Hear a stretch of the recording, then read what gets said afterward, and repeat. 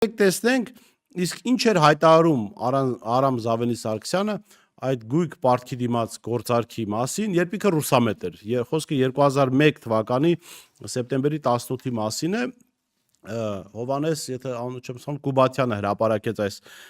նյութը, ես իհարկե շնորհակալ եմ այդ մարդուն, որ արխիվից գտել սա հրապարակել էր։ Ուրեմն, երբ 2001 թվականին ՌԴ նախագահ Պուտինը այցելել էր Հայաստան եւ Ռոբերտ Քոչարյանի հետ ստորագրել գույք պարտքի դիմաց գործարքին վերաբերող պայմանագրեր, Հանրապետություն կուսակցության ղեկավար նախկին վարչապետ Արամ Սարգսյանն այդ պայմանագրի առթիվ հայտարարում էր հետեւյալը.